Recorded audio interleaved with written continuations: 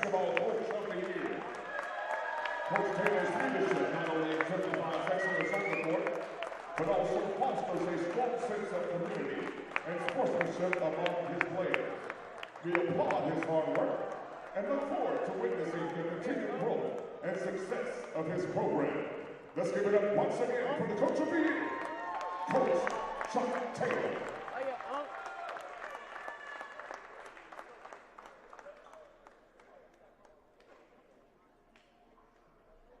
And now let's meet the starters. We'll begin with the Lions of Reid State. A 5'8" sophomore, number 0, Tyler Mallory. A 6'5" freshman, number 2, Foxy Prophet. A 6'4" freshman, number 11, Harry Jellin. A 6'3" freshman, number 15, Jonathan Dudley. And a 6'10" freshman, number 35, Keontae Williams. The head coach for Reid State is Chris Hines, and assistant coaches John Richards and Luke Garrison. Now, here are the starters. From Coastal Community College North. He's a 6'3" sophomore, number 1, Ozell Purifoy. A 6'7" sophomore, number 2, DeAndre Washington. A 6'8" freshman, number 4, Pope Reid. A 5'10" freshman, number 10, Elijah Pippins. And a 6'2" sophomore, number 21, Joshua Whitehurst. The head coach for Coastal, Chuck Taylor, assistant coach Wesley Gillum, Matthew Davis, and Brayshawn Williams. This is semifinal number 1.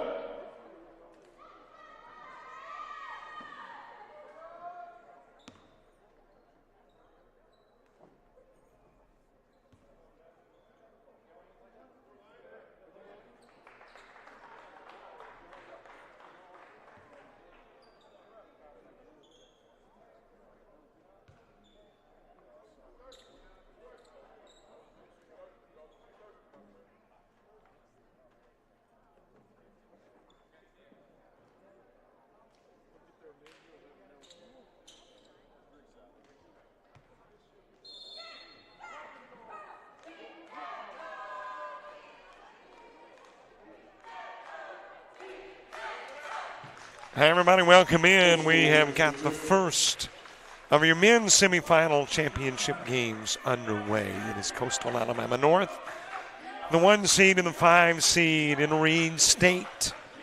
Robert Williamson set to bring you the coverage, and we've hit that time of day where you got 10 windows around the arena, and you can see the result as the sun is very brightly shining through some of those 10.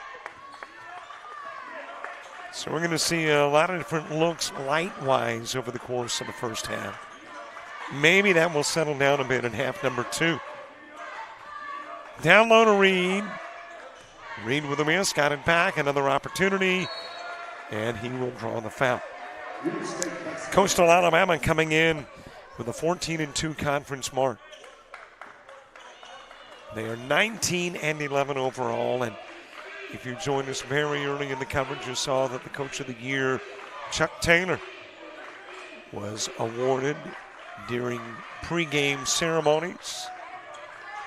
And speaking of North, Ozell Purifoy, DeAndre Washington, Pope Reid, Elijah Pippins, and Joshua Whitehurst. All on the floor to begin this one for the Coyotes. Meanwhile, for Reid State, 9-7 in conference play coming in, a 5 seed, but a 2-point win yesterday over Enterprise State, advancing to the semifinals. And putting these 5 on the floor to begin this one, Jamarian Williams, Foxy Prophet, Harry Jellin, Jonathan Dudley, as well as Keontae Williams. Purifoy sending it down low. Reid able to get it back after losing it. Pippins out front, and then there is the shot from Pippins from the elbow. No good. And it'll be Reid State basketball. Well, this is looking like yesterday's MMI Chat Valley game from the standpoint of an early lull. As a matter of fact, we were 3 minutes into the game before we got our first points in that one. And this one is just about to enter 2 minutes in. Sent down to Williams. Squares up, thought about the three, gives over to Profit, stolen away. That is Purifoy with a lay-in of the first points of the game.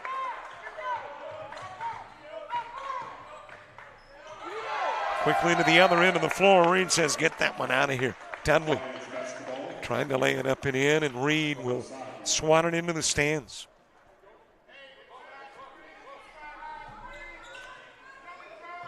Ladies semifinals already done. And we know who's playing in the championship tomorrow, the 1 and 2 seeds. Chat Valley and Sneed State.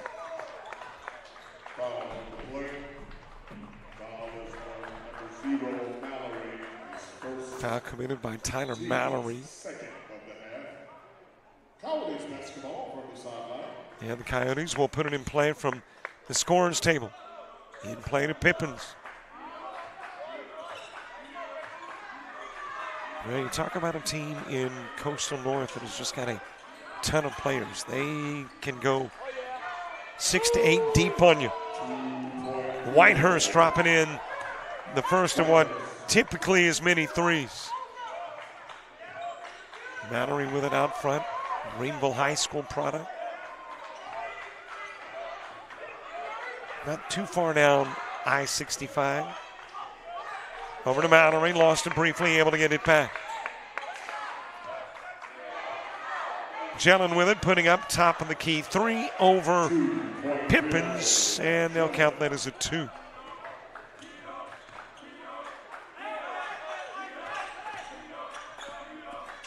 That apparently did the same on the Whitehurst shot. Now that's a definitive 3 try, but not there for Whitehurst. Fired into the paint. Shell in the miss, but it will go out of bounds off of Whitehurst.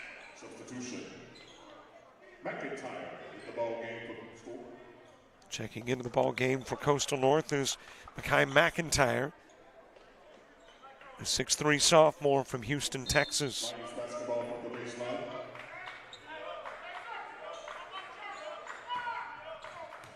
Put in play to Jelen. Over into the corner, Mallory. Mallory stepping inside the arc, then leans in and banks it in. We're tied at 4. These two teams have met twice in the regular season. Coyotes won both, but the one in Monroeville was a 4-point game. In Evergreen, a bigger win for the Coyotes. Whitehurst sending it down low, and Washington getting his first 2. Weaving through traffic, Mallory. And there was a whistle and a foul called on McIntyre. And that'll get us to our first media timeout. 15:51 to play. Half number 1 in a 6-4 game.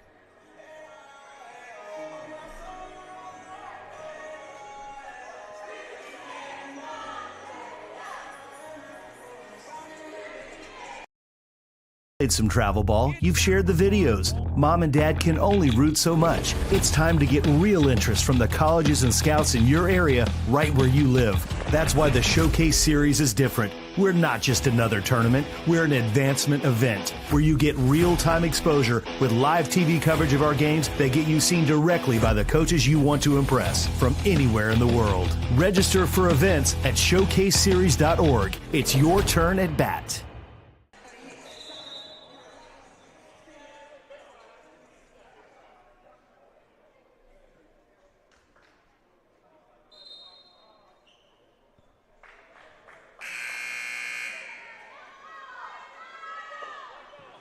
Let's play the Zooms. Lions basketball from the baseline. 2-point game, just a tad inside 16 to play, half number 1. One more game to go, the other men's semifinal. Marion Military taking on Sneed State. And the winner of this one takes on the winner of that one tomorrow afternoon. Right about 2 o'clock-ish, 2:30. Well, let's see who the foul is called on here. That'll be Joshua Whitehurst picking up the foul. His first. Mallory to put it in play from the baseline. Gives it out front to Profit. Shoots from long range, off the rim, rebounded by Washington.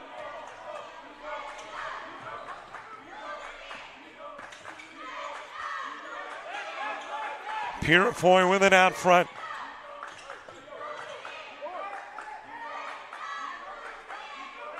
Lob back over to Purifoy. Checking into the ball game is Gerard Living.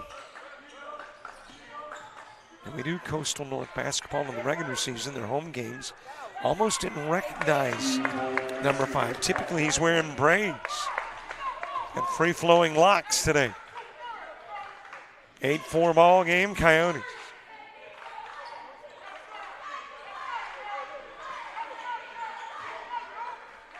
Give the number to Jelen. Jelen. That will roll off of Dudley and then trickle off the fingertips of a Coyote and out of bounds. So Dudley to put it in play from in front of the scorer's table.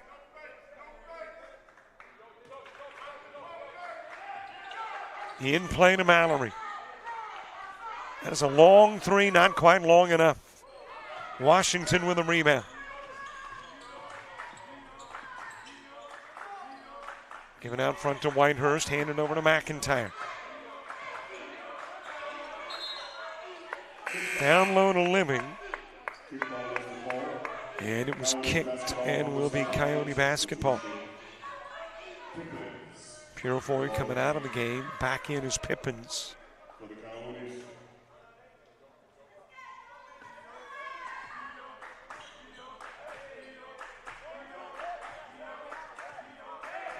2 years ago, Coastal North was a 1 seed and lost in the opening round of play. And they don't want to repeat.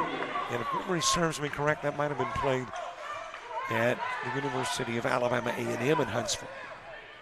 Washington jams it in. That'll prompt a timeout. Asked for by the Lions as the Coyotes go out in front by 8.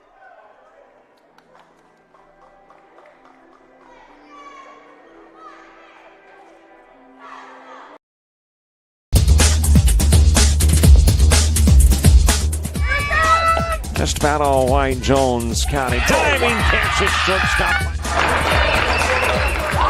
Gross.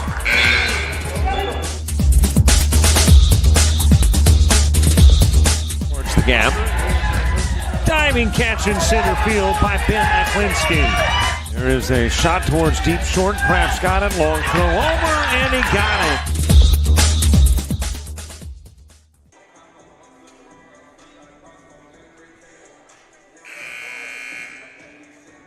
Well, I'm basing on that t-shirt. She's a dancer, but watching a little basketball this afternoon.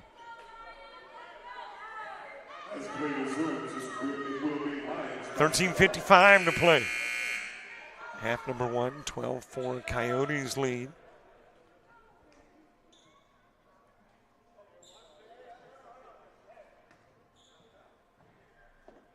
A couple of schools that aren't that far apart. Reid State in Evergreen, Coastal Alabama North in Monroeville. So they're separated by about 20, 25 miles.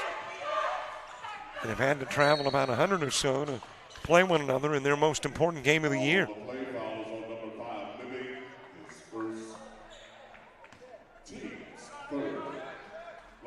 Foul on Living.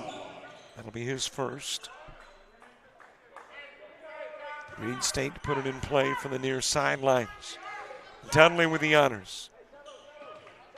Gives it out front to Mallory.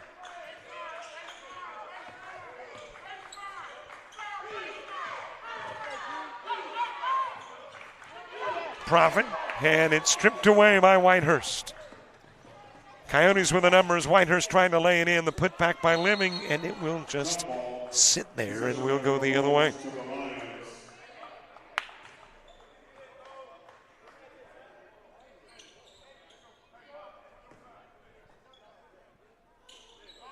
Well, I mentioned yesterday that Mallory, the Greenville, Alabama product, which is the same school that produced a gentleman by the name of Smith that plays in the NFL. By the way, too, got a guy that's playing junior college that just signed with, man, who was it? Maybe North Carolina State, that plays at Greenville High. But Greenville is also, as Profit will put it in play, the home to the fella in the 1954 Cotton Bowl when Alabama was playing Rice. And Rice had a running back break free, stroll down the sidelines. He came off the bench and tackle from the bench. The runner, he was a Greenville High School product. A lot of fame from Greenville.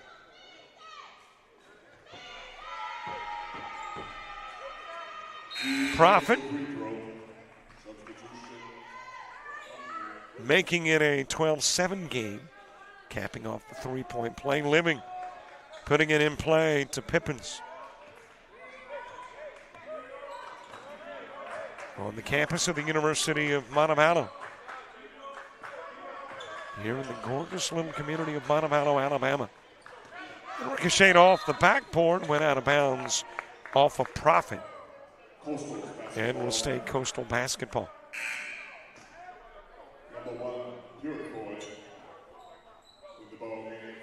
Purifoy coming back in, Pippins out.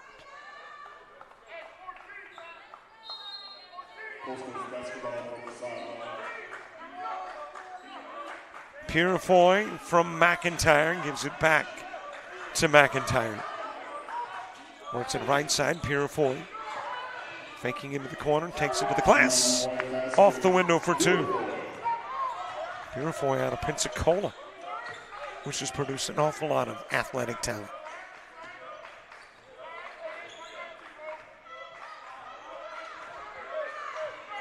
Of course, there are a lot of schools in Pensacola. Not sure which one Purifoy hails from. But what we do know is they had a pretty doggone good basketball player. Jelen got up, nowhere to go with it, and has to go backcourt. Williams retrieves, but it'll be Coyote basketball.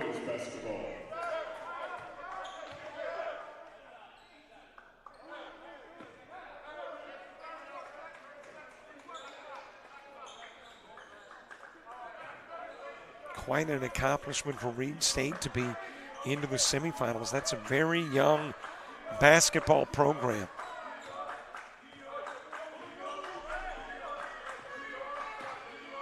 And as a matter of fact, last night would have been their first postseason game. So they've never lost in the postseason. 69-67 win over Enterprise State.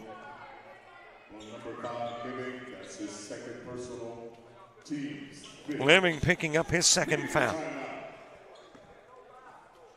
That will get us to the media timeout. Inside 12 minutes to play. And a touchdown lead for the Coyotes.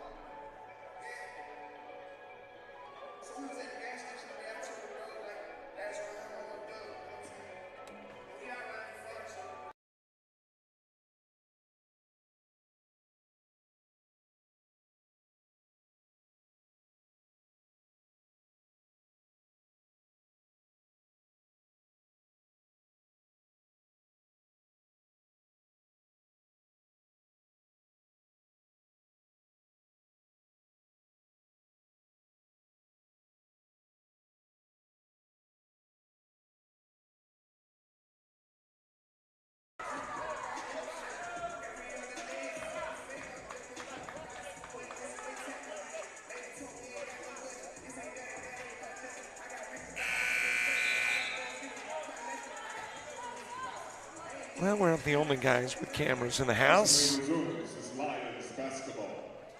course, we may be the only crew with a guy with a camera in the house that can't dance or sing. He was mouthing some of the music here. In play to Dudley. Dudley with a glance to the sidelines before making the trip to the other end of the floor in a 7-point game.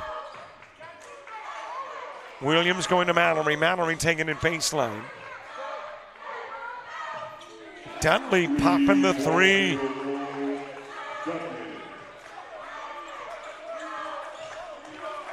And it's a 4-point game.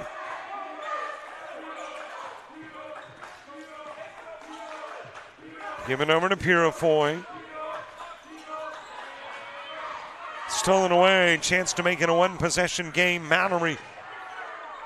Nothing there. Feeds it eventually to Dudley. Back over to Williams. That is Jellin.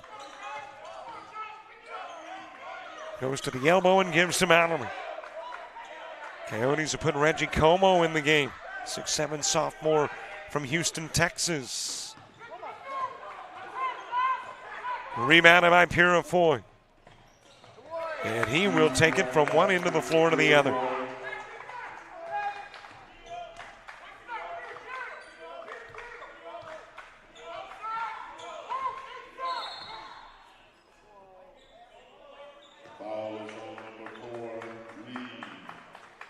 Foul charge to poke Reid.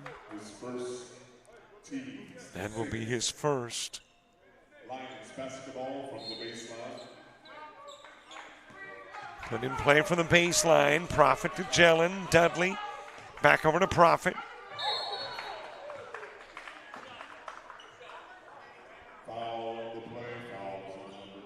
That is going to be foul number 2 on Joshua Whitehurst. That's his second personal, team's 7. Profit at the line shooting 2.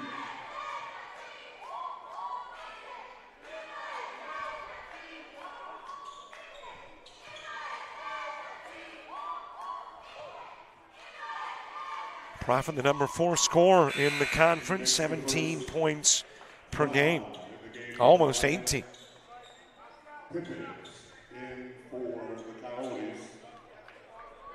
Reid State 9-7 in the conference. Those conference losses came 2 to Snead State, 2 to Coastal North, 1 to MMI, and 1 to Enterprise State.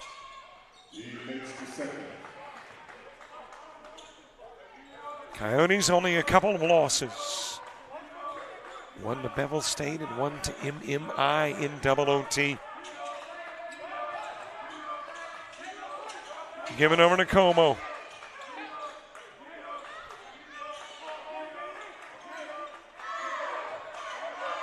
Purifoy back to Pippins.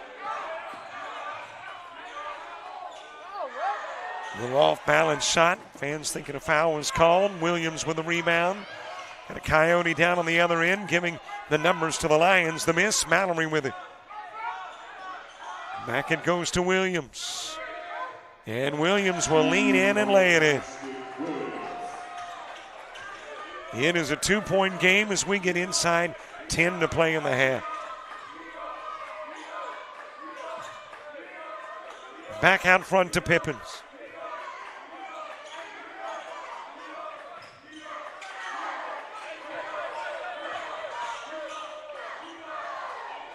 Reid lost it in the paint. Loose ball retrieved by a new face on the floor. That new face belonging to Aaron Brown. Mallory able to save it back into the hands of Brown. Nearly went backcourt. Athletic Mallory move. And you got to walk. Coyotes with possession.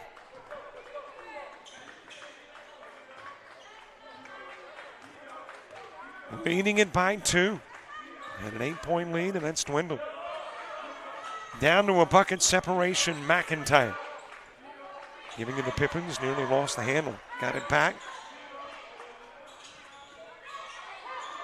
3 ball not there. Another opportunity to tie or take the lead for the Lions. Profit, a little scoop, wouldn't fall. Reid will snag the rebound.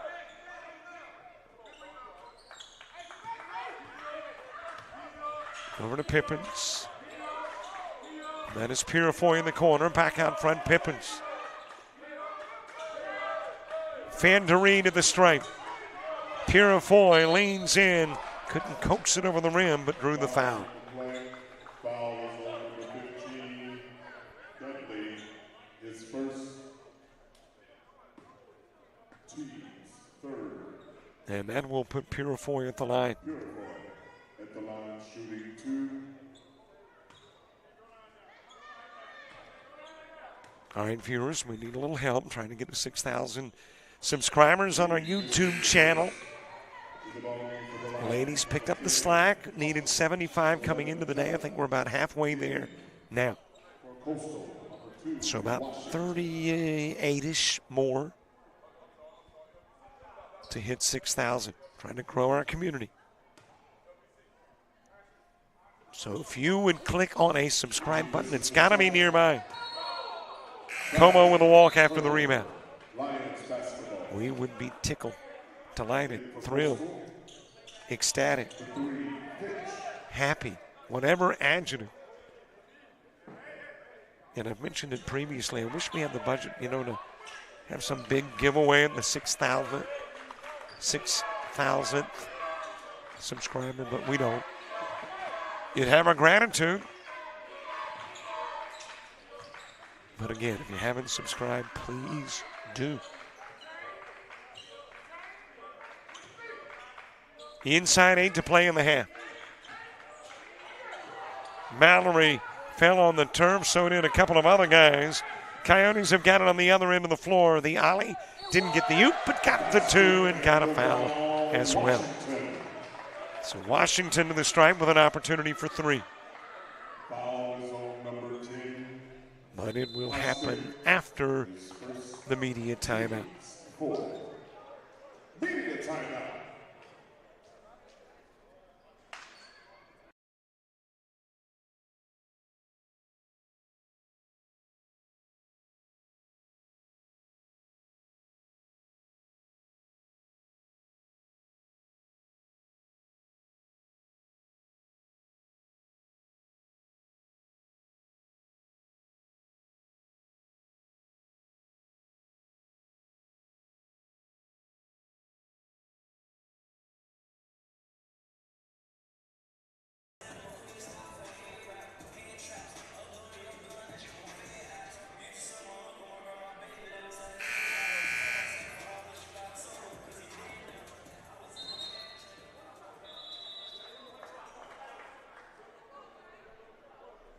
Good to have Canada in the house. 7:47 to play, half number 1 in an 18-14 contest.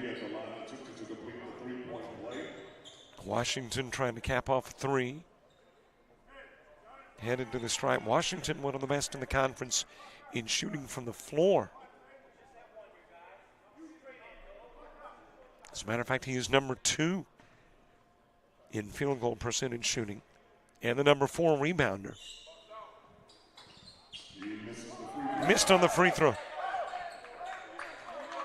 Coming down with the rebound, that's a new face, Jonathan Fitch, checking into the game. Fitch from near the elbow, misfiring.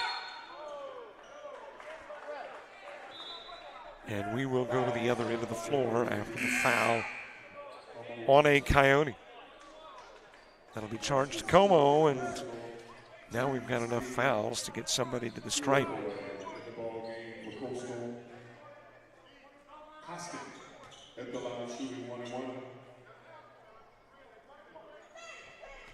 Avontree Kostick shooting the front end of the 1-1. Well, that was a double dipper and then out. Fitch with the board. Just checked into the game, but already 2 rebounds for Fitch. Washington trying to get the putback. It is Kostick who comes up with it.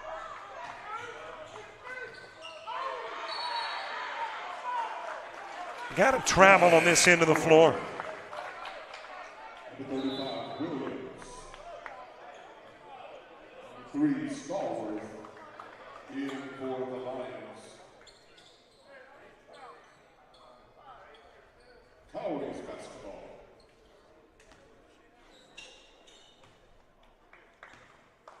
So the Coyotes with possession as we near the 7-minute mark.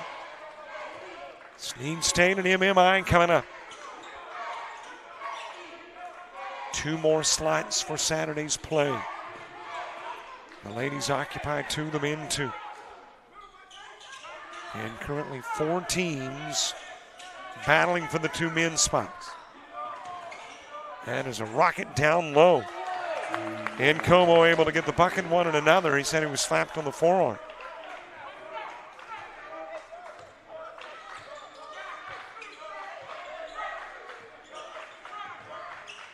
Prophet picking up the dribble.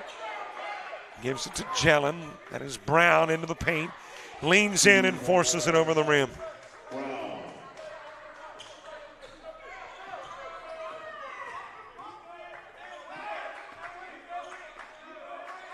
Given to Finch, back out front to Pippins.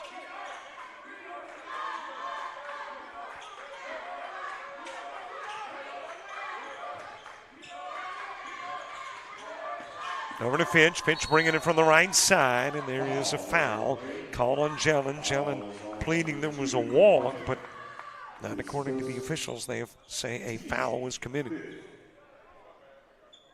And that'll be the first on Prophet. Coastal's basketball from the baseline.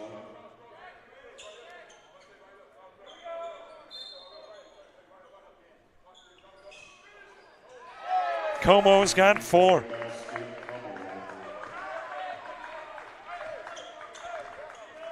Coyotes who have led by as much as 8 by 6 currently. With right at 6 to go in the half. Jelen into the paint. Little bump between he and Purifoy. Shot misses, rebounded by Fitch.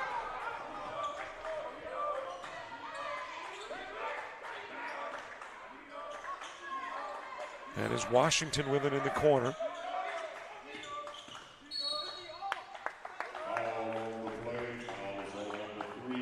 Pippen gets fouled.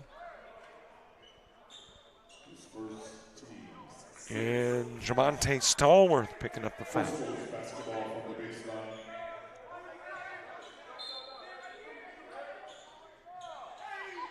In play to Washington while in the air, drops it in the hoop. Lead back to 8, matching their largest.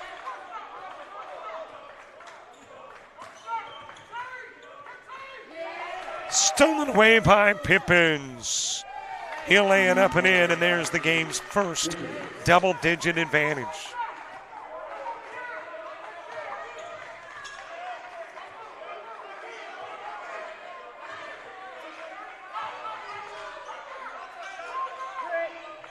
Stallworth sending it into the corner. The 3-ball up there for Prophet.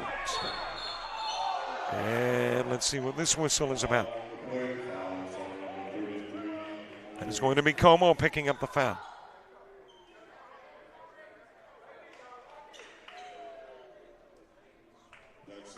Putting Aaron Brown at the stripe. Como's second foul. Brown at the line, shooting 2.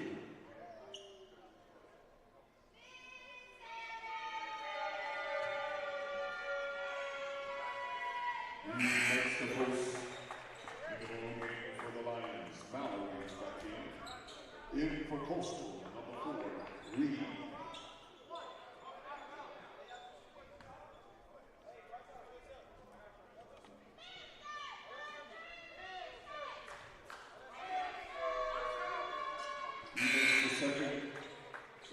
Two Brown free throws, turns it into an 8-point game with 4:45 left to play. Half number 1, Dudley back into the game, and Brown after the free throws coming out.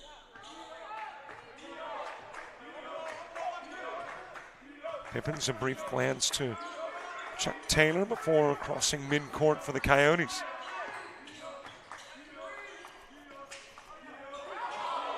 Into the paint to Purifoy, and Purifoy falling, got rid of it. Washington coming up with it, and now you apparently have got a technical. Is that the reason for the point by the official? I never saw him indicate a T, but boy, he stopped playing, pointed immediately to the bench. So maybe it's just a warning. Don't think a technical was called, but I am assuming a warning issue. And now a timeout asked for by the Coyotes.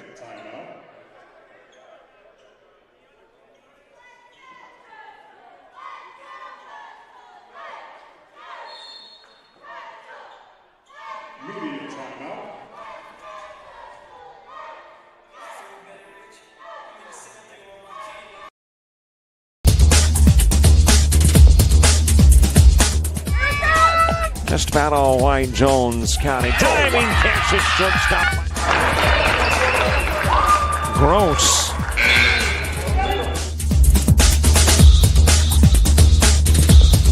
Towards the gap.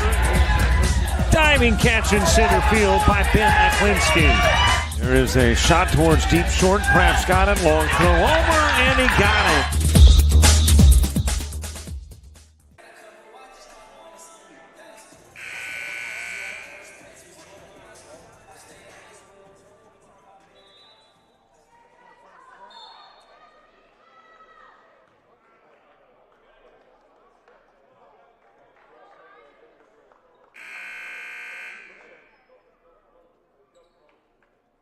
Play resumes. It's Coastal's basketball from the baseline.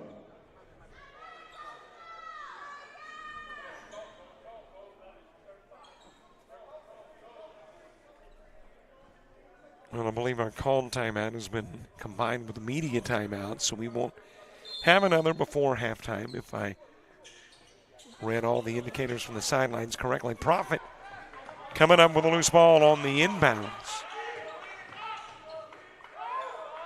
Hands it over to Williams. Williams just inside the arc, then backs it outside. And eventually back out front it goes to Mallory. Mallory just could not lob it over Purifoy. Misjudged his leaping ability, and there's his scoring ability to boot.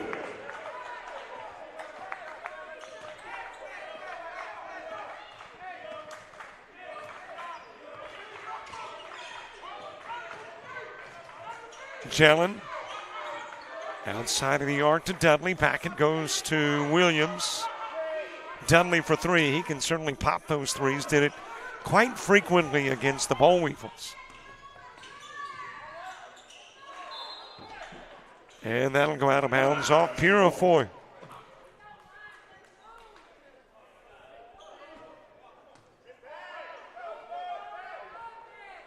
Well, with the Coyotes, you got a team that averages 76. With the Reid State, a team that averages 77 a game. So help me with the math, but isn't that somewhere around 150 plus points? Which means if you're going to do your average by halftime, you got nearly 75. And right now we got 46.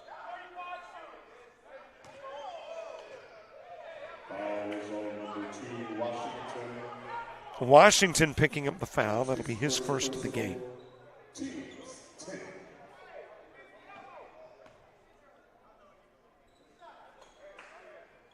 Williams at the line shooting two. Keontae Williams will shoot, the 6'10 freshman from Lubbock, Texas.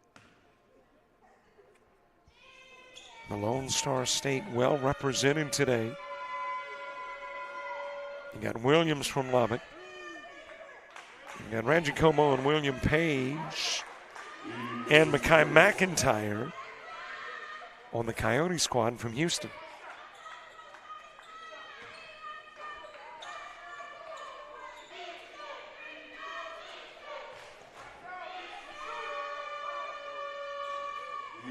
Williams with a couple of misses, and speaking of William Page, he is checked into the game.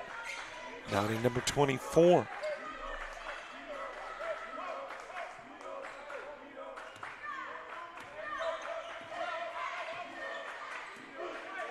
Inside, 3 to go, half one. Page to Reid. Reid will hit those threes, and he does.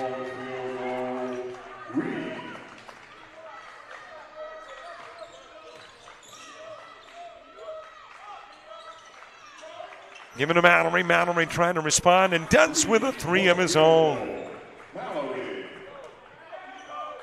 So one negates the other. Over to Washington. And he will take it to the left side.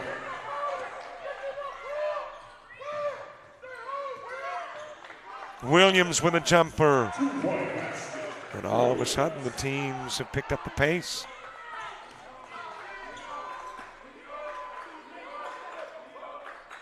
Page to Purifoy. Topside give to Washington.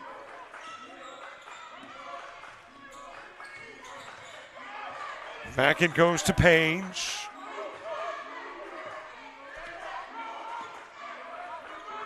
Works at top of the key, right side, and then you got a foul. And a 1-and-1. That'll be Jelen committing the personal, his second. And we'll have William Page at the line looking to pick up his first points of the game.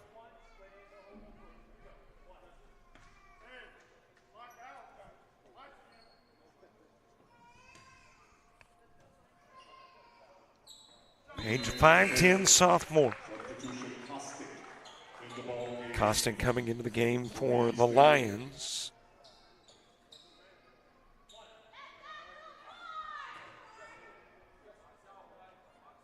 And Page with the second of two. Two teams played twice. In Monroeville, it was a Coyote win 74-70. In Evergreen, it was a Coyote win 76-62. Spin move and the scoop by Prophet.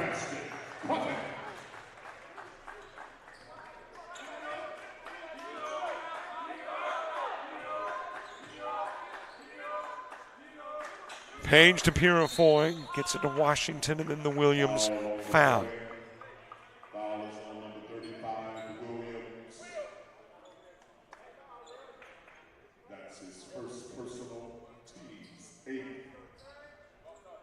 Washington at the line shooting 1-and-1.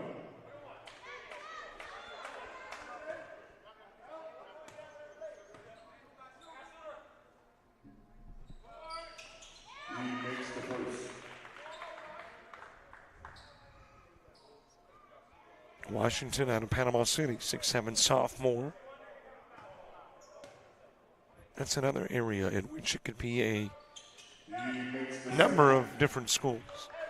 Not listed on the roster. But like Pensacola, you got a ton of high schools in the Panama City area. Dudley giving outside of the arc to Mallory. High off the window for two. Trims it to a time.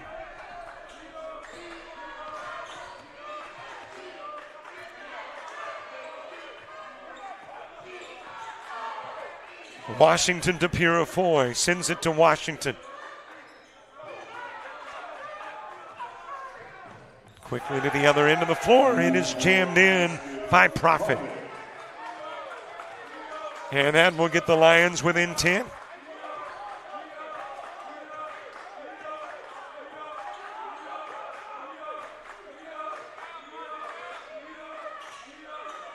Page with it just inside midcourt.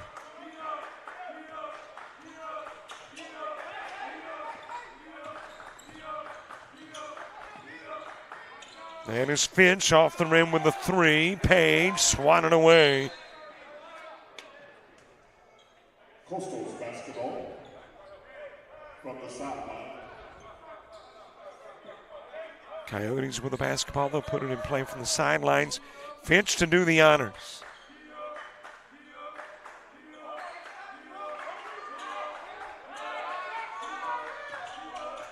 Page trips in the paint. And it'll go out of bounds off of Page and be Lion basketball with 2.5 seconds left to play in the half. Mallory giving it a midcourt heave off the glass. And that has got us to halftime at the half. 37-29, Coyote lead. One of these two headed to the championship against either Sneed State or MMI, who play later. And at the half, with the advantage, are the Coyotes. Our conversation with Dr. Michelle Ivey. It's about a half minute away.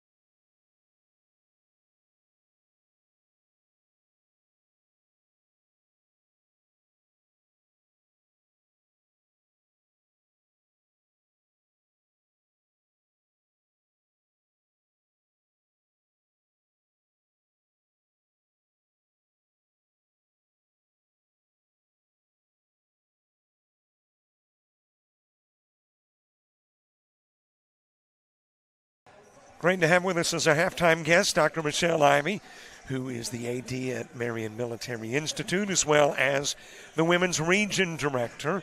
And first of all, Michelle, thank you very much, because the people watching don't know this, but this is take two. Yes, it is. Dean literally pulled the plug on us. He did. Yeah, he did. We were having such a lovely conversation, and We were.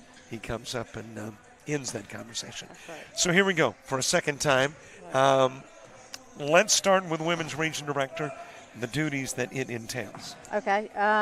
So the major responsibility is to be the spokesperson for all of our women's sports teams within the conference, coaches, student athletes. So I'm the liaison between them and the national office. Serve on a couple sports committees, so I promote our student athletes, our teams, whether it's national polls, All-American awards.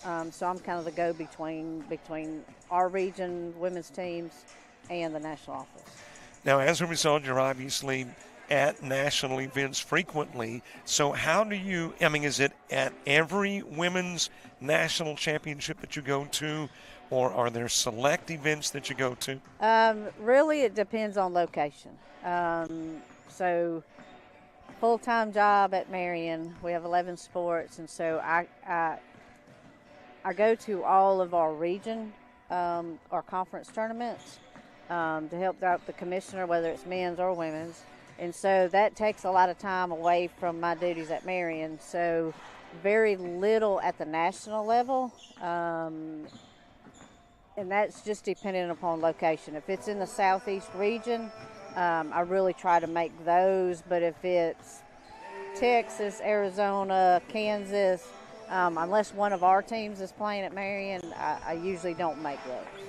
How did you become regions director for the women to begin with? What led you to that position? Karen Reynolds, who was a longtime women's region director, previous commissioner, came to a basketball tournament and they said, "Hey, Michelle, we want to talk to you about a position we have open. It's assistant women's region director." Karen was kind of on her way out, retirement in a couple years. So it allowed me 2 years at the assistant position to go to the national convention to kind of see what goes on at the regional and national level. And then when Dean was hired, that was my transition from assistant region director to the head women's region director. So there has been phenomenal growth in the ACCC, especially over the course of the last 5-10 years. Yeah. So does that just automatically add to your duties as a result? Sure. And it's wonderful, especially on the women's side, the growth. That, especially with flag football coming in, volleyball has grown, cross country has exploded in the last few years. So it does add, but that's the good part of being so busy, is to see the explosion, especially on the women's side, to see more opportunity for women's student athletes to get that opportunity.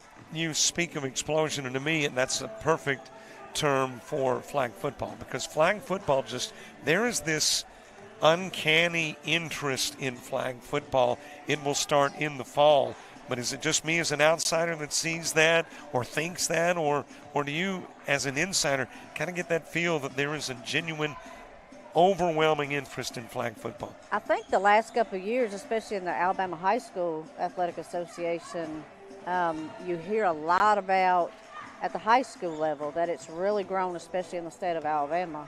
So I think it's a good time for the conference to piggyback on the interest that there is at the high school level, to give more opportunity for female student athletes to play a sport that they love at the next level.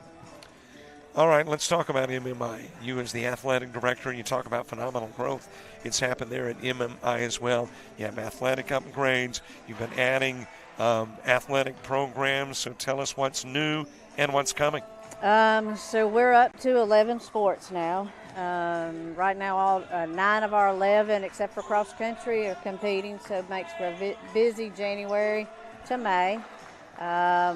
We have 2 female women track athletes that qualified for indoor nationals, so they'll be leaving next week for Texas Tech, a triple jumper and a long jumper and a high jump. So we're excited about that. That is relatively our newest program. We're in our 3rd year. We've had student athletes qualify for nationals. Obviously, men's basketball is doing a great job. They're here in the semifinals. We've had some record breakers. Softball pitcher, 17 strikeouts in one game, broke our school record. Probably the proudest, we've had 20 straight semesters with a department GPA of a 3.0 or better. So that's 10 years of academic success within our department. So we're really proud of what we're doing at Marion and pushing our kids to the next level. And really, you got a history of that kind of stuff, because I know a couple of gentlemen, Colin McGuire, who went on to be a manager for Bear Bryant at the University of Alabama. He went to MMI. And then, of course, you got Dwight Stone from Florida, where I live currently, who played there when there was football at MMI, went to Middle Tennessee State, Steelers and Panthers in the NFL.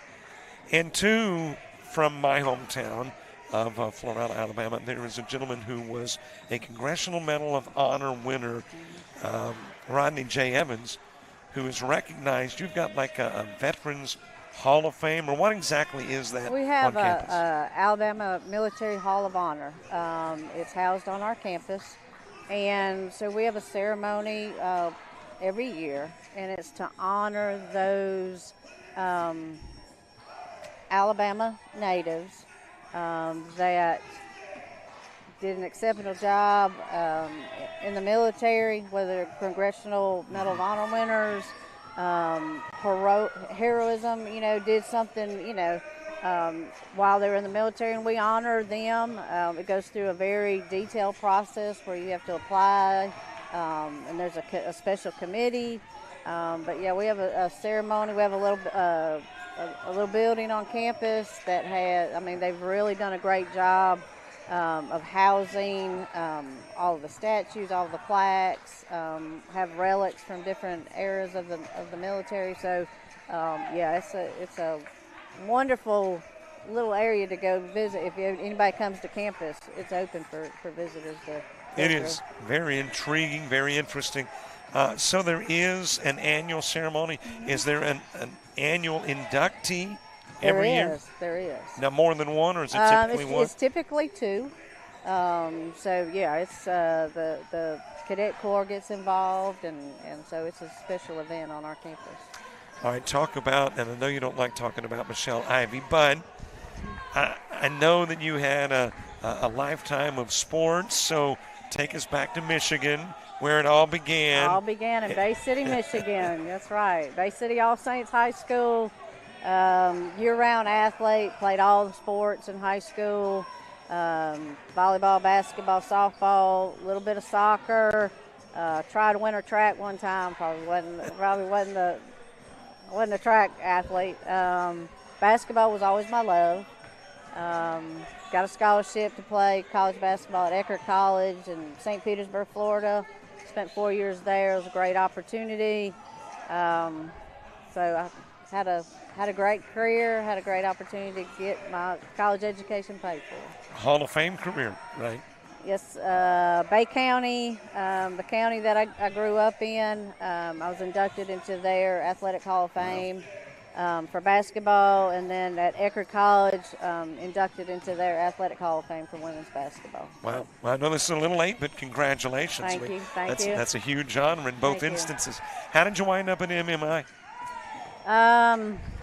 I was the athletic director and women's basketball coach at Judson College, in Marion, just no longer open. It's a sad situation there, but Marion Military had a high school at the time, didn't have a girls' high school athletic program. Athletic director at the time talked me into making the transition from college to high school, which was a whole nother experience for me. I'd never coached at that level, especially starting a high school program with girls that had never played sports, didn't understand the terminology of basketball, and kind of grew the high school portion. Unfortunately, the athletic director had passed away, allowing me to step into those shoes. When we became part of the state system, the high school went away, and so now we're just a 2-year college. And slowly started adding, we brought back men's basketball at the college level, and we started men's and women's tennis, and then we've just continued to grow since then, have great administration backing and understanding the importance of intercollegiate athletics on campus. And didn't you at one time, where basketball was concerned, if I'm remembering correctly, would have an event like at midnight when the season began? There was an official We did a Midnight Madness a few years. We sure did. Cooked some hot dogs and hamburgers for the cadet corps to come out, and we did a traditional Midnight Madness. We sure did, and so it was fun. Now, are you still in that facility? I mean, it's a great. I love the atmosphere in that gymnasium. We're still there, and we have a great turnout. We have a good turnout from our faculty and staff, and several members of the community that follow us. And probably the last 5 or 6 years, we've had a really good turnout of our cadet corps, and they make it very interesting for the opponents. And seems to have a good time. It's a good experience for the student athletes. It's a good collegiate experience. To me, and there's so much history, not only in the school but really in the community. I think Coretta Scott King was from Marion as well. Right. So that area in general, just a whole lot of history. There is a lot of history, a lot with the civil rights, and so we try to. We have some that do the Selma crossing Edmund Pettus Bridge. They'll do the bridge crossing, and so there's a lot of unique opportunities for our student athletes outside of campus to learn from. Well, it has been a delight to have you. We're airing this at halftime, and we were able to keep Dean away from the plug and power. Thank goodness. So we were able to get our conversation in. Always good talking with you, and I know we will see you the rest of the tournament. Yes, sir. Thank you.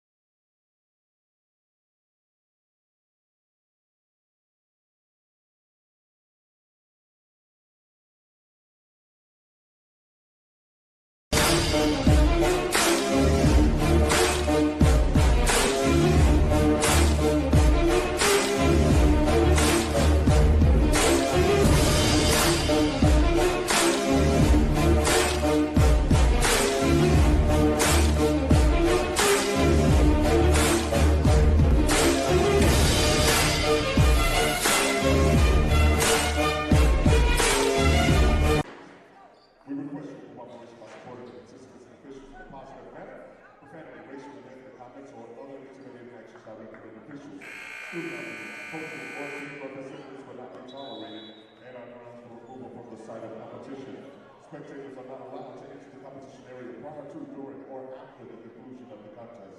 Thank you.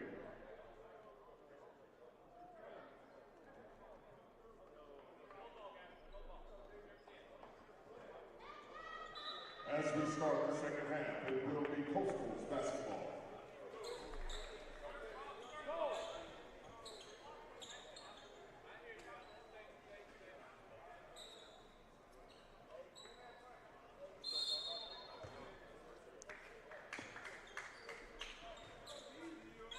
An 8-point lead as we get second half action underway. Coyotes with the advantage. One of these two teams will head to the championship tomorrow afternoon at 2:30. The other will reflect back on a great year. It'll be a painful reflection, but they'll get there in an 8-point contest. There has not been a Reid State lead. Coyotes have led by double digits as it is thrown away by Profit. And it'll be Coastal basketball. Coyotes with a little different look from one half to the other, putting Purifoy, Pippen, McIntyre, Washington, and Reid on the floor. McIntyre is the difference from one half to the other. And from Reid State, it is the same five that began one half and began another. Driven in by Washington. You've got Jamarian Williams, Keontae Williams, Prophet, Jelen, and Dudley all on the floor for the Lions. Same five that began half one, beginning half number two. Prophet will drive in and draw the foul. That'll be charged to McIntyre. And that'll be 3 on McIntyre.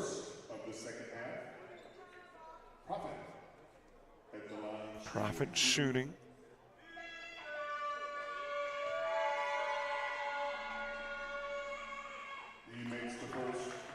Sun beginning to part ways, and as a result, not as brilliant into the windows around the facility here.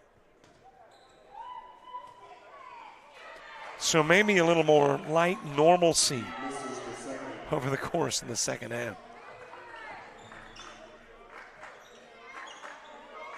Out front to Pippen, giving it over to McIntyre, playing with those 3.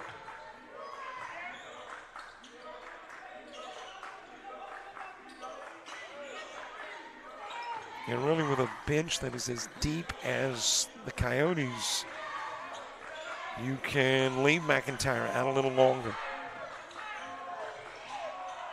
Into the paint to Washington. Washington with a miss. And it'll be a shot clock violation. And an opportunity for the Lions to trim it to 7, maybe 6. Put in play to Mallory.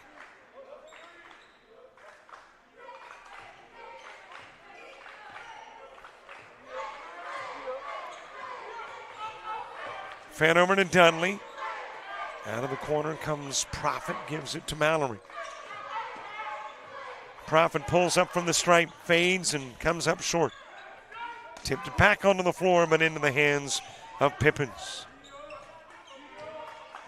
Over to Purifoy, drives, drops it. Drew the foul, too. Foul is on number 11. Jelen, his 3rd personal. So Jelen picking up his 3rd foul. Purifoy at the line to attempt to complete the 3. And Purifoy to shoot.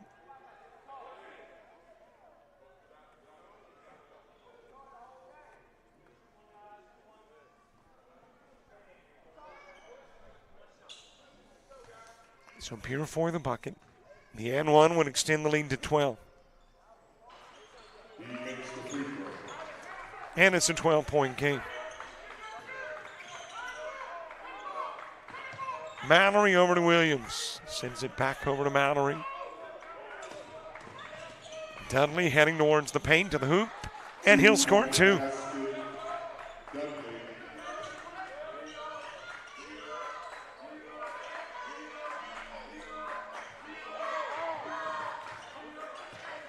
And don't forget, tomorrow there's baseball, softball, and basketball here on JockJive. LBW softball, Coastal North softball, Southeastern Baptist College baseball, and of course the championships here.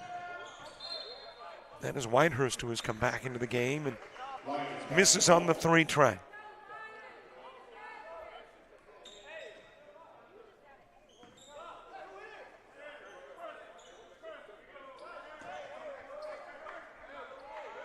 Put in play to Dudley. Given over to Jellin. Nice little no-look to Williams. Blocked by Washington and grabbed by Washington.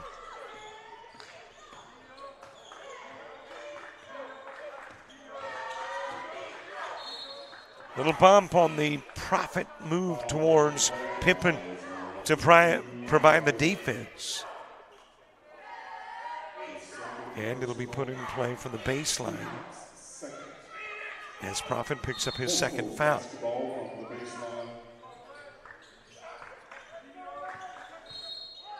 And that'll go off Purifoy and out of bounds.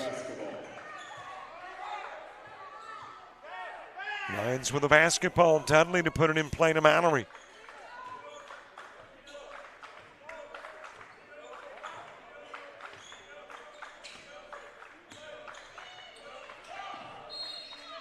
Trying to get it down to Profit, letting by a little too much, goes out of bounds.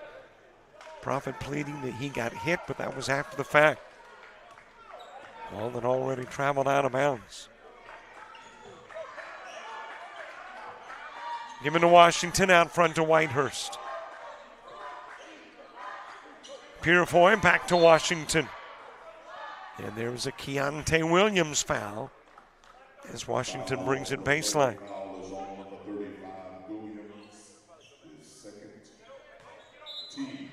That'll be a couple of fouls on Williams.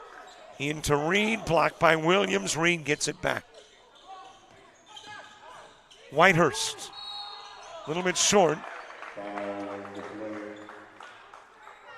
And the offensive foul on Williams. That'll be 2 within the span of a half minute. And 3 total on Williams.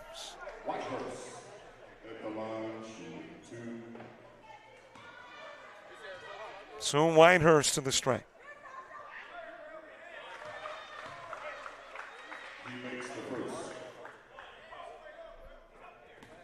Whitehurst trying to extend that lead again to 12. He's another Pensacola product.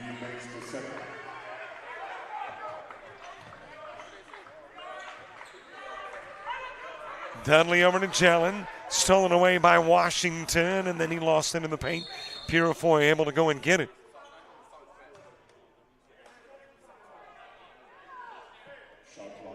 But the shot clock is reset, so thus the official calling time. And that'll get us to the media timeout as we get inside. 16 to play. Coyotes by 12.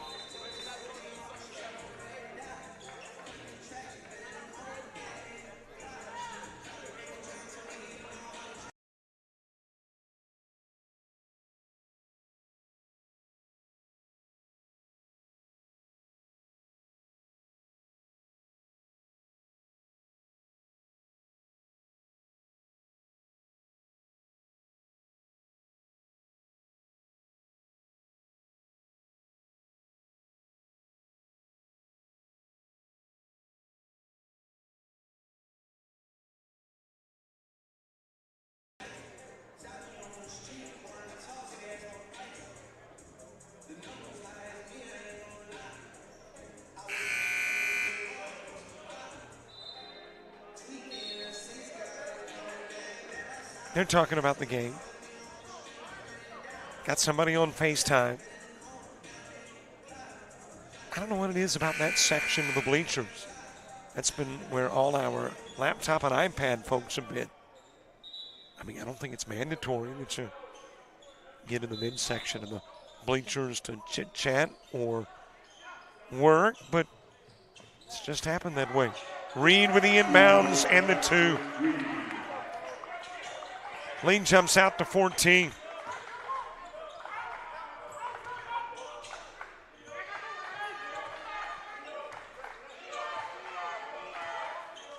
Mallory working it top side. Coyotes, their first game at Montevallo, getting a first-round bye, skipped the quarterfinals because they were a 1, and the 2 got a bye 2. Reid State knocking off Enterprise State, avenging 2 regular season losses by a 69-67 final. And that's how we got here. Mallory, flat-footed try, not there. Rebounded by Whitehurst. Down to Washington, tipped away by Williams. Washington able to get it back. Pippins to Washington in the corner. Flipped over to Whitehurst for 3, and he'll nail it.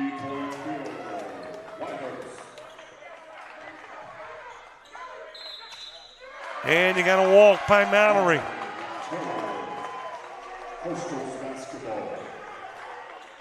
Coyotes with a basketball and an opportunity this possession to stretch it out to nearly 20. Or maybe 20, depending on shot selection. Tipped away from Washington, able to get it back. Into the paint, leans in, shot missed. And there is a Coyote foul and a technical.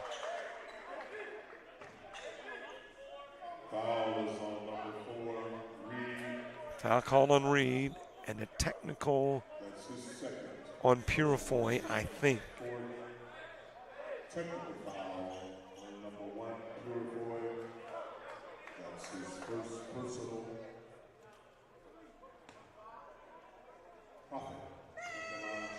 So somebody will head to the strike.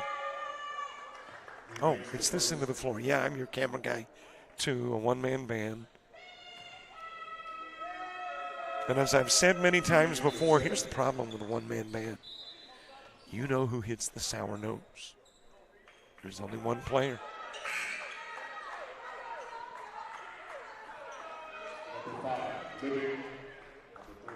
So no free throws on the personal, but free throws on the technical.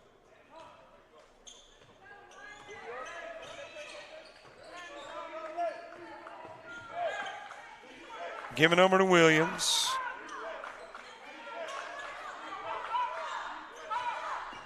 That is Avontree Kostick, who is checked into the game.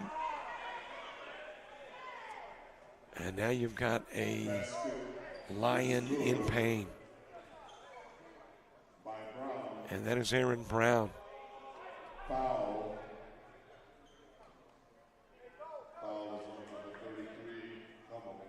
His 3rd personal. Team's 5th.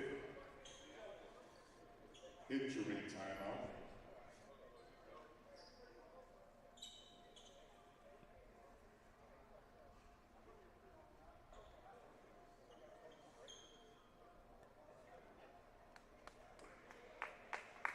So some obvious pain for Brown.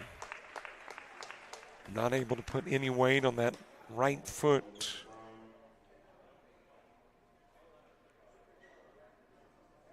And we have got an injury timeout that I think they turned into a media one as well.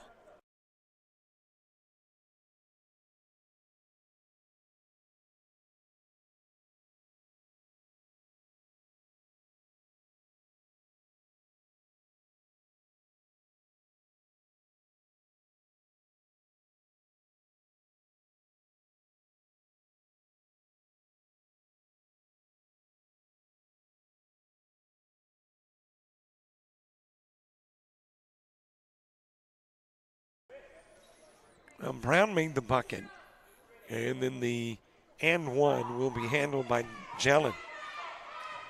Gerard Living is checked into the game, Como as well for the Coyotes. He makes the free throw. And it is a 12-point game after the and one from Jelen.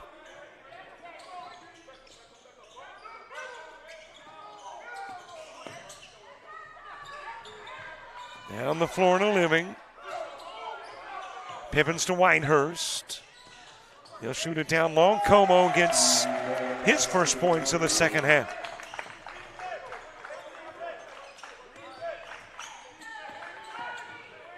Profit with a drive and a foul on that drive. That'll be Pippins picking up the personal, his second.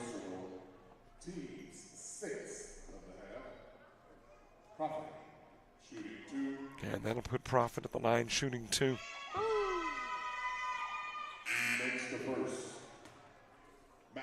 Profit from Orlando, the 6'5" freshman.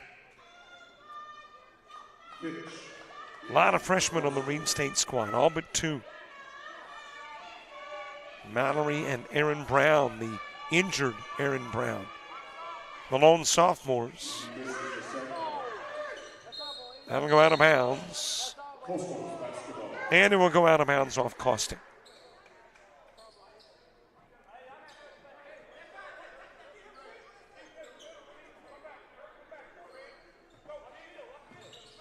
Jonathan Fitch checking into the game for the Coyotes. Had plenty of first half minutes.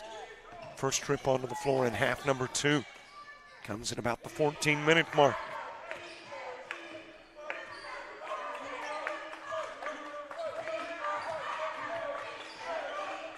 McIntyre back in, playing with 3 personals, and there's a foul called on Living, and that'll be 3 on Living. Lions basketball.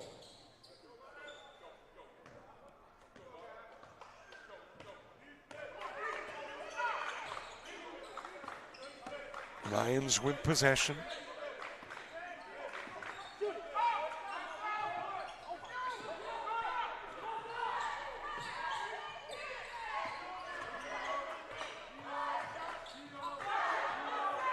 Purefoy on the other end of the floor.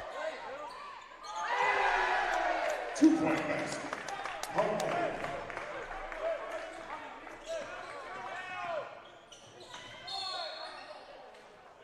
Foul on the play. Foul is on number 33. Como picking up the foul. That'll be his 4th. Well, Como has had limited playing time.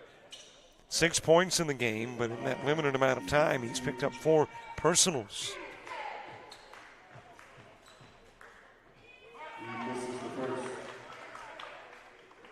Profit with a miss of the first of 2. Washington coming into the game, and Como will come out.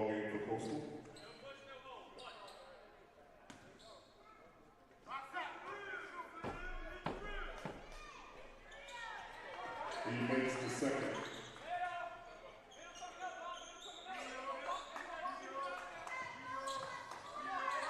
McIntyre to put it in play. Washington the recipient. It will go over to Whitehurst. And Whitehurst backs it out, fires into the corner. Living wide open. Didn't even think about the 3. Back out front it will go to McIntyre. And hey, I like that. I mean, don't be tempted to take a shot you're not comfortable with, even if you are wide open. If it's not your cup of tea, don't drink it.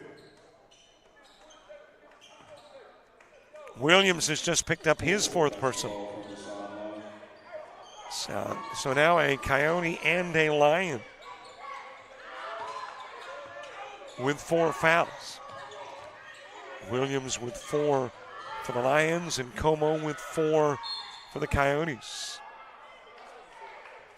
That will go out of bounds off Living.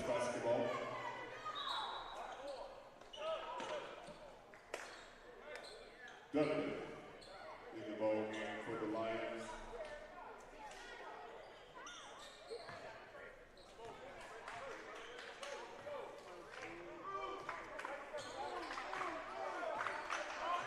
.53-39 game, not quite halfway through half number 2. Into the corner to Tyler Seigers, who has checked in. Well, and our PA guy says it's Sigers, not Seigers. S-I-G-E-R-S. So we'll go with the PA guy. McIntyre out front with it.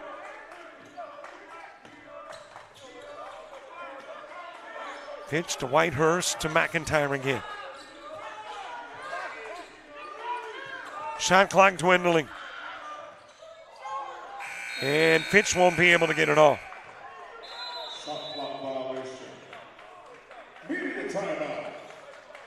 Well, coincidentally, the media timeout right after the shot clock expires. Chuck Taylor might have something to talk about in that huddle as we go to the break at the 11:49 mark.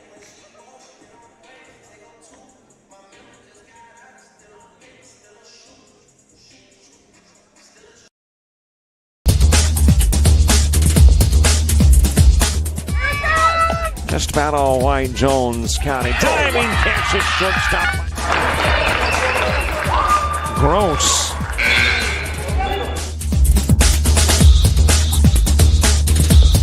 Towards the gap. Diving catch in center field by Ben Aklinski. There is a shot towards deep short. Kraft's got it. Long throw over, and he got it.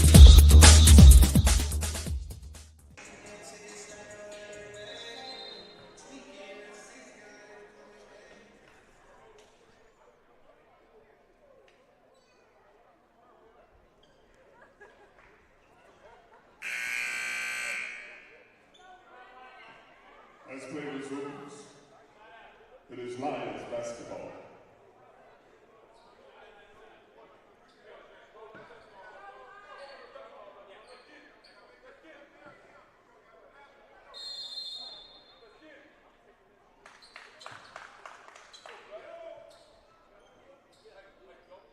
Roll over to Profit as we head inside the 12-minute mark.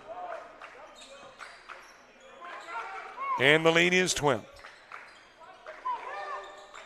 Kostick given to Profit. Profit top side. Dudley asking for it on the left side. Instead, the three ball put up by Siggers.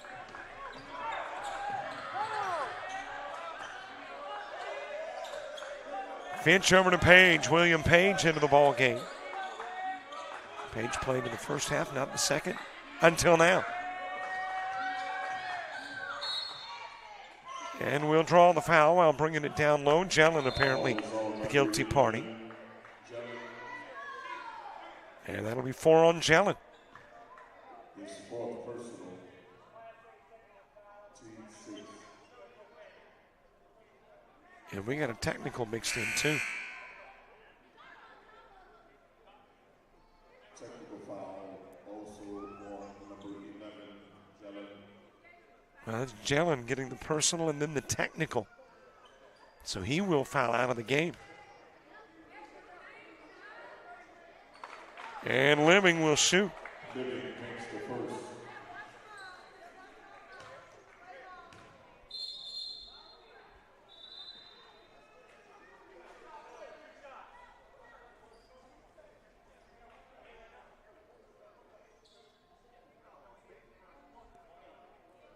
Williams. Well, I think we got another technical.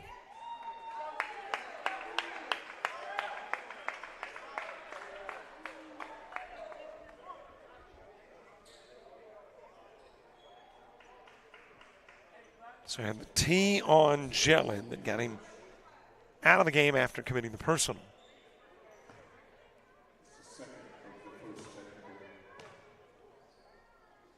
This is the second free throw on the first technical.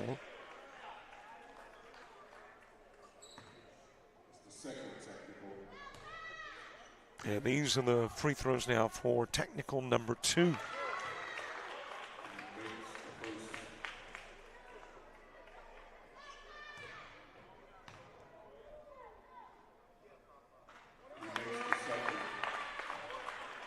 And the Coyotes will have possession of the basketball as well, I believe. Well, now we got free throws for the foul, for the actual foul by Jelen that started off this domino effect of technicals. And there is the front end of the 1-and-1. Well, I guess the possession, I thought after technicals, possession belonged to the team that was technical, if you will. But apparently not.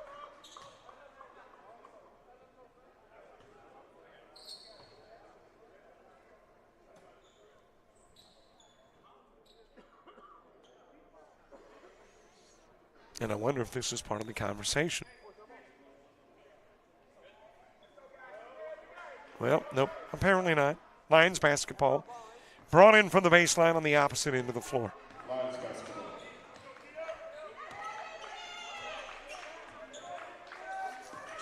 Boy, that was a big trip to the line. 6 free throws, 6 points. That'll go out of bounds and belong to the Coyotes.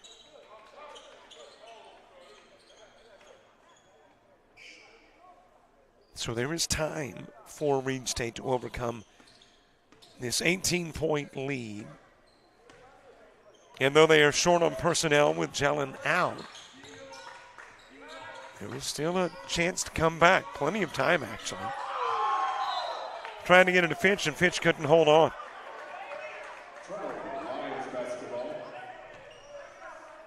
But the Lions trying to regroup.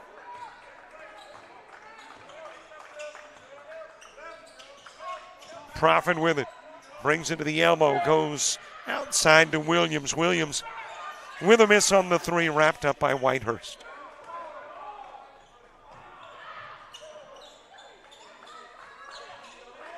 Living back to Whitehurst.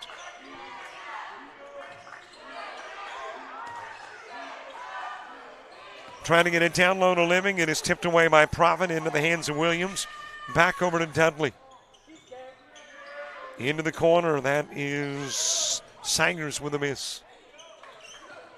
Rebounded by Williams. Handed to Profit.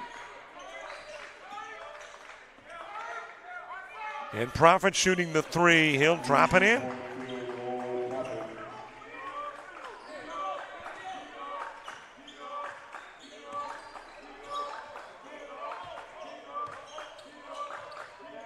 Page over to Living. Back it goes to Page. Page with the top side. Defending his Siggers. Screen set by Living. Back to Washington, who has checked into the game. Fed down low to Living, and Living will turn around, put the shot up. No good. Got a push from the backside.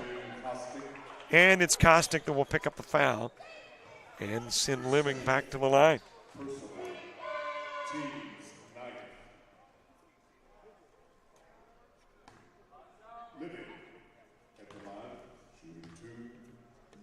So Living, who hit 4 on the technicals, back at the stripe, shooting free throws on the personal fouls. Coyotes averaging 76 a game. At the 60 mark with a 16-point lead with 9:25 to go.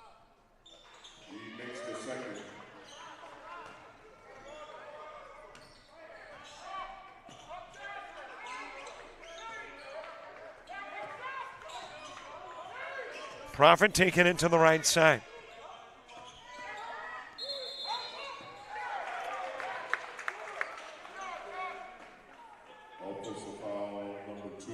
And Profit will pick up the foul. Hooked the defender and picks up his 3rd.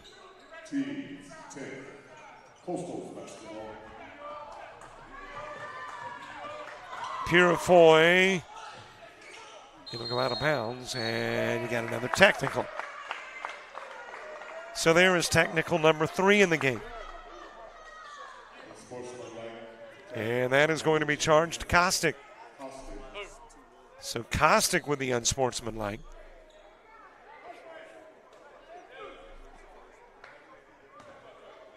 And Living has taken more free throws with nobody draped around the lane than he has with somebody.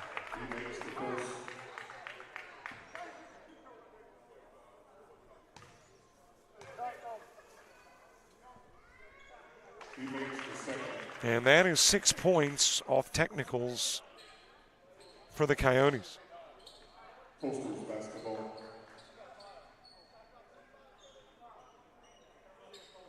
Coyotes with possession from the baseline. They've grown the lead to 19.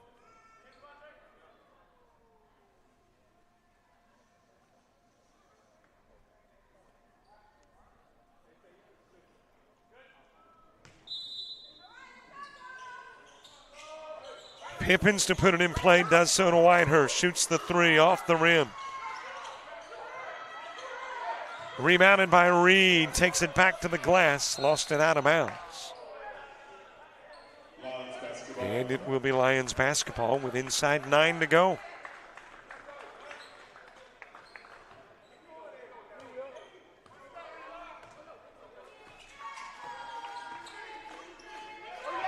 Living just ran up and took it away from Profit and then takes it to the glass. And a foul on the play prior to the Living shot. That'll be on Kostick, and it'll be his fourth. Well, it would appear with Williams with 4 and Kostick with 4 that Jelen will not be the only Lion to foul out.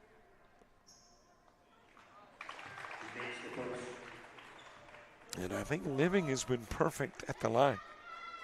Extends it to a 20-point Coyote lead.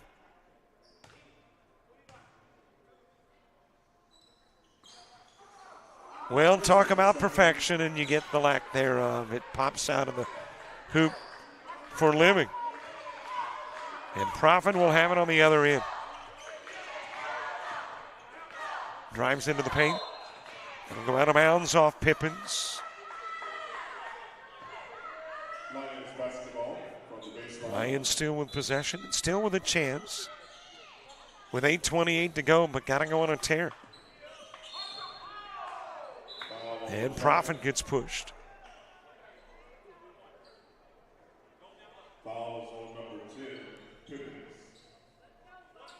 That is Pippin picking up the foul, his third. And Profit to shoot.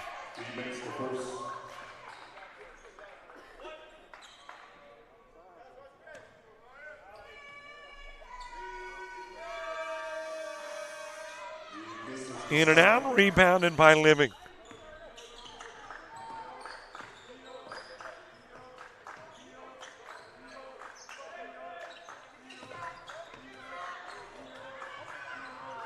Well, Williams playing with 4 aggressive defense. As that will go out of bounds off the Coyotes. I was a little surprised as to how aggressive defensively Williams was playing with those 4 personals.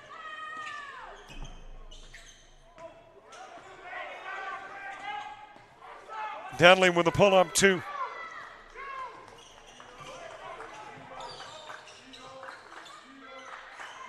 Oh, it's almost as if, well, I'm certainly not suggesting Williams is trying to pick up his 5th, but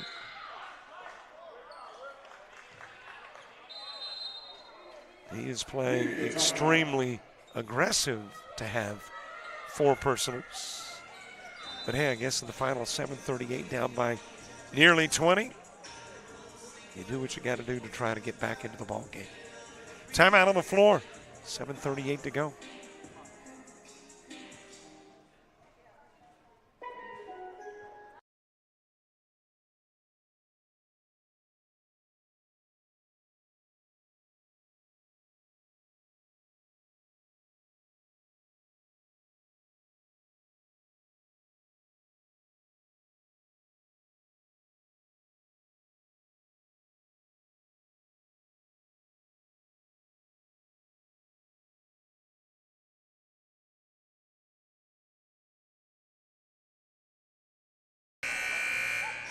Gotta love the camaraderie on the Reid State side of the floor. And, too, no matter what happens in the final 7:38, it's been a great year for Reid State. That's a basketball program in its infancy, very new. Got a big postseason win against Enterprise State.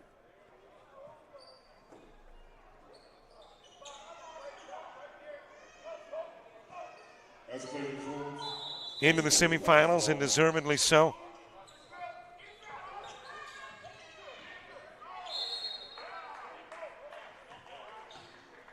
Tipped out of bounds by Williams. Coyotes will keep it.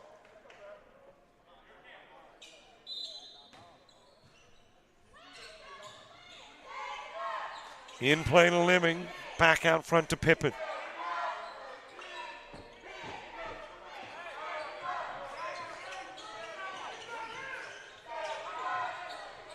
Fed over into the corner. Whitehurst for three. Off the rim. And that'll be tipped out of bounds.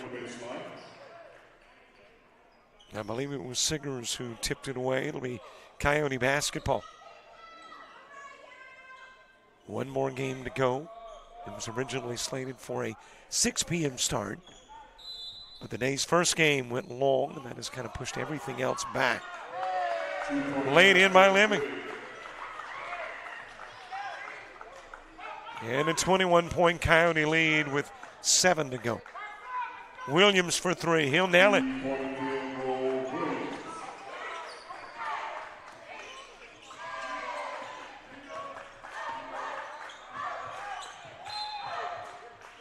Out of bounds off Kostick.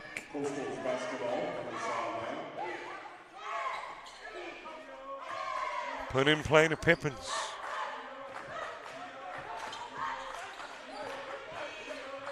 But 20 minutes after this one wraps up, we're going to do it again. And we will do it with Sneed, Stain, and MMI on the floor.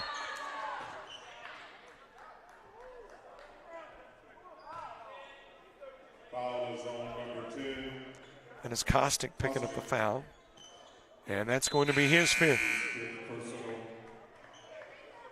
So 2 Lions have left as Mountain Ring gets ready to come back into the ball game. Jellin and Kostick.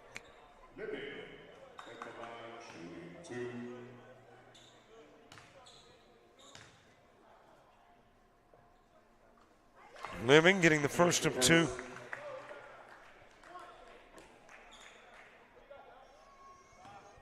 Trying to push it back out to a 20-point lead.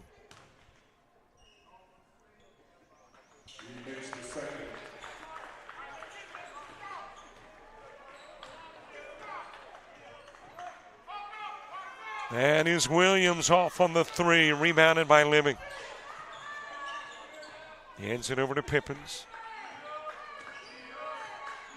And the clock definitely a friend of the Coyotes. 20-point lead and just a tad over 6 to go.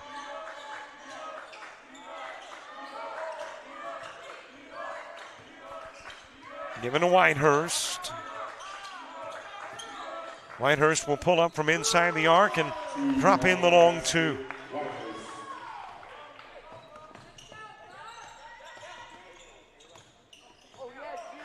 Lost by Profit, picked up by Living. Whitehurst walked with it prior to the shot.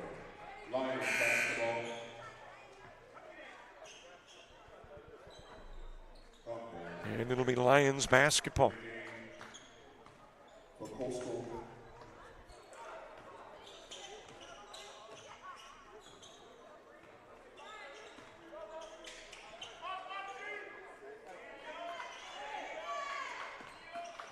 Williams to Dudley. Dudley stepped inside the arc, back out front and goes to Williams. Handoff goes to Profit. Profit knocked away. Mallory forcing up the long 3 with the shot clock dwindling. And Living with the rebound, and now we are at about the 5-minute mark in a 22-point plus game. Foul committed by Profit. Foul on the play. Foul is on number 2, Profit. His 4th. And that'll be the 4th on Profit. Pippins at the line shooting 2. So Pippins at the strike. He misses the first. Missing the first of 2.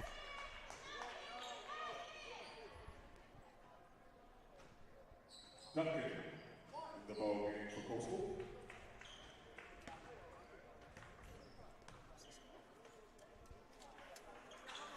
He misses the second. Jamin Duncan checking into the ball game for the Coyotes. Como is back into the game too. Purefoy wrapping up the rebound. And you got a jump ball. Possession arrow will do what? Send us to the other end of the floor or keep us on this end?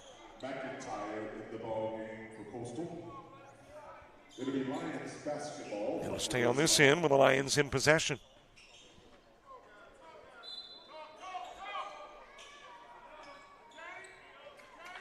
Put in play to Williams. And he'll fire the two. Short, rebounded by Como.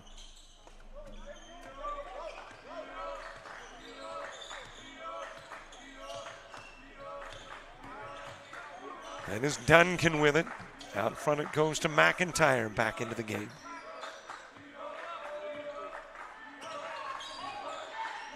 Screen set by Como. Como playing with 4 personals. And let's see if that is Williams that committed the foul. If it is, well, it's not. It'll be Profit. I was about to say that if it was, it would be the 5th on Williams, but it is the 5th on Profit.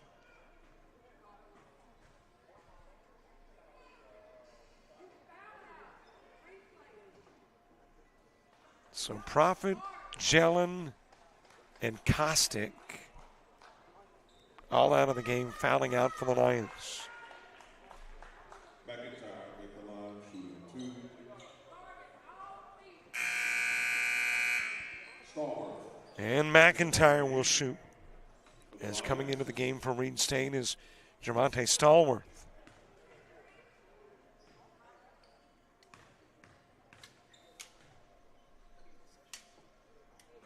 He makes the first.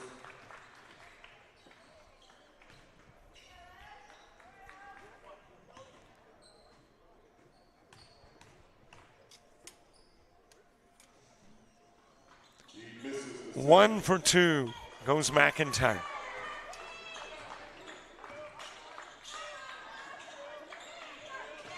.23 lead from way out front.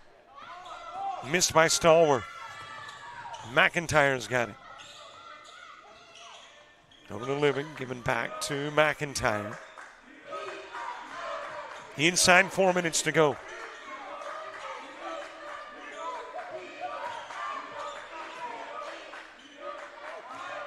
Duncan putting it on the floor, works it top side. Bringing it down low, shot off the rim. Washington had it, Mallory took it away. And that one is the Coyotes playing defense with the Lions in possession. media timeout. Out of bounds. Let's see who touched it last when we come back out of the media timeout. 23-point Coyote lead on their way to one of the 2 championship spots.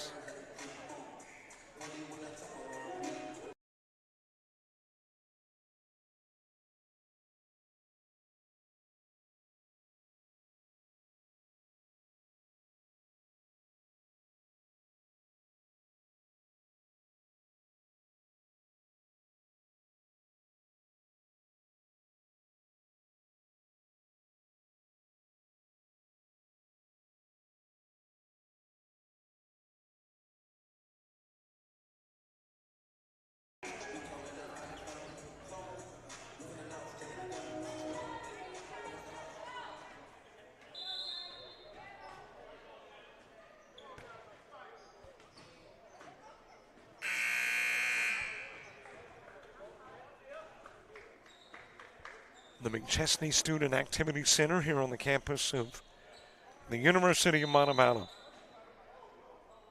Site for this year's D2 semis and championship, and yesterday quarters.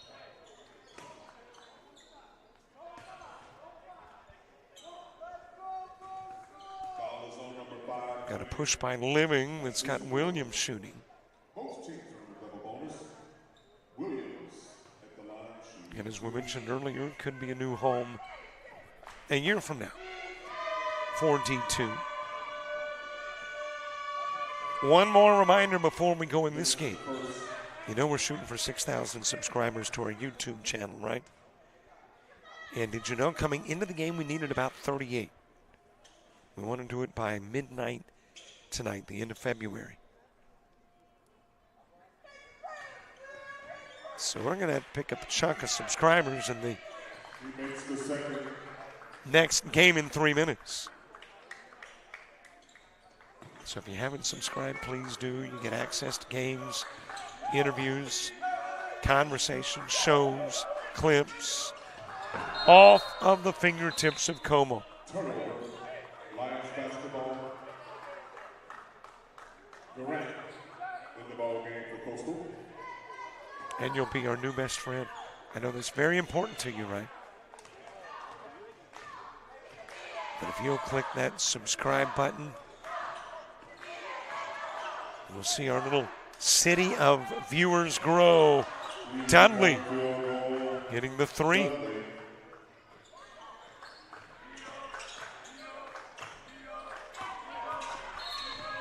A few more new faces on the floor for the Coyotes. Elijah Lewis checking into the game.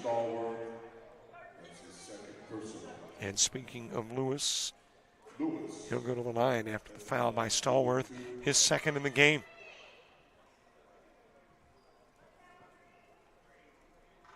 Lewis, the freshman out of Decatur, Georgia.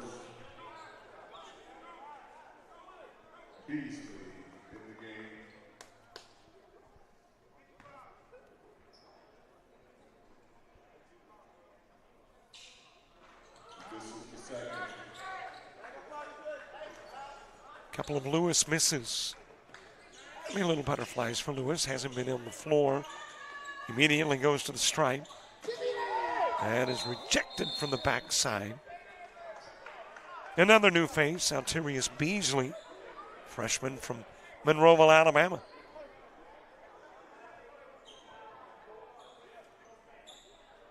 And it'll be Stallworth shooting. After the technical foul on another new face for the Coyotes, Trayvon Durant.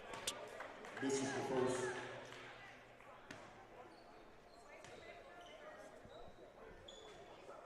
This is the second. And a couple of misses off the technicals by Stallworth.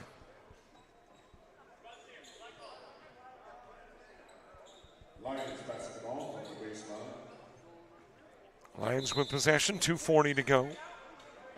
You might have guessed by now that we're not going to get the 6 o'clock game underway at 6. As Mallory drops in the three. Thrown away by Durant.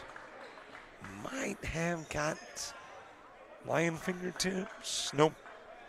It is Durant that threw it out of bounds.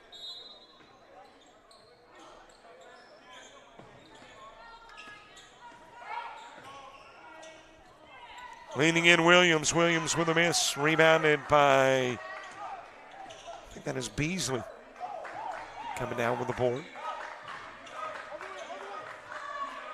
Duncan sending it into the corner. The three ball is out of bounds and belongs to the Lions. Compliments of Lewis.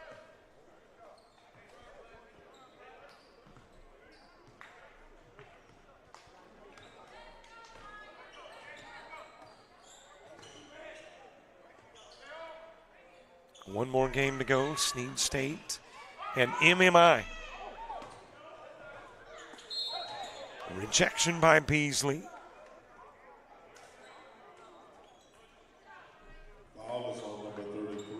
That'll be Como picking up the foul, and he will check out of the game. Picks up his 5th personal.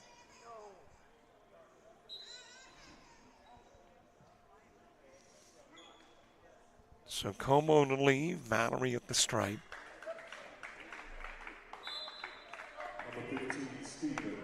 Xander Stevens checking in. So we have seen 4 players leave. Jelen, Kostick, and Profit for the Lions. And now Como for the Coyotes. Duncan coming out of the game. Checking in is Gabe Stevens.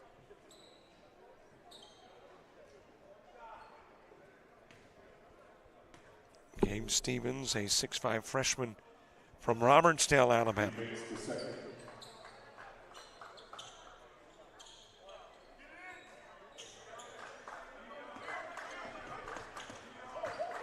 That is Durant with it. Over it goes to Stevens. Lost into the paint, trying to slide it over to Xander Stevens.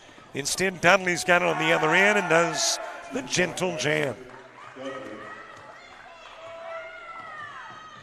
Lewis, a whistle prior to the shot. And a foul on Beasley.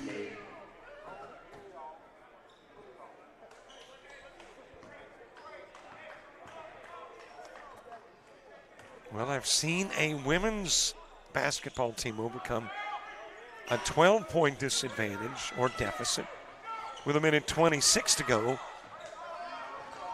It was 13 points with 1:27, but obviously Coyotes now in possession. And the clock winding down and the lead growing as Lewis gets his first two.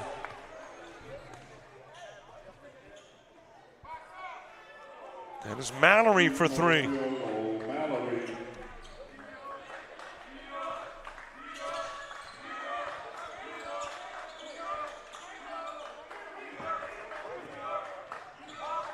Give it over to Stevens. Duran with it, works his way into the paint. Outside of the arc. Lobbed over to Stevens and then tipped out of bounds. With 4 remaining on the shot clock.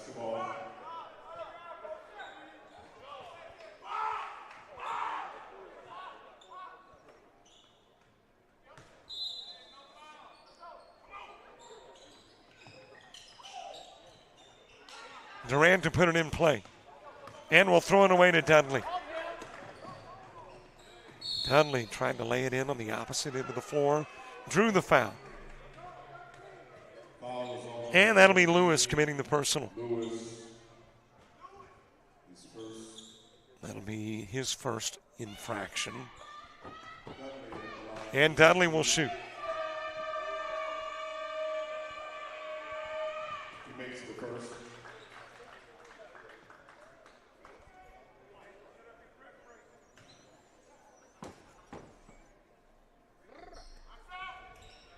He makes the second.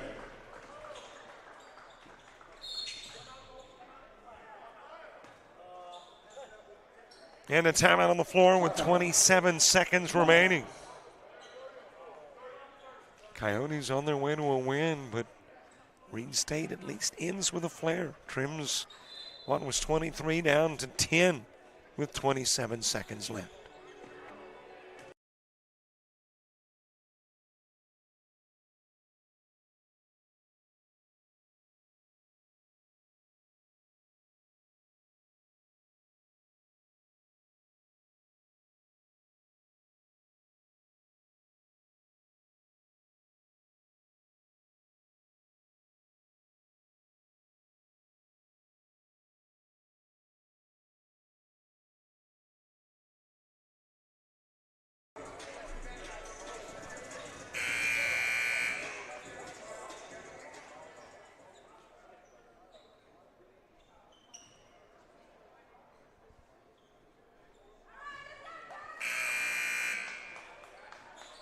Coastal basketball as play resumes. Coyotes put it in play. Lewis bringing it down the floor for the final 22 of the game.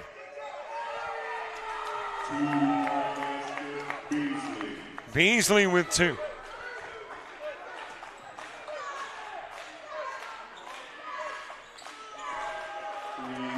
And it's Siggers.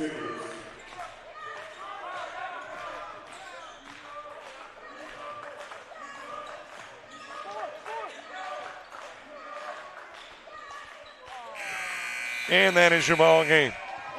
75-66 final. Reid State did not quit. Got it to within 10.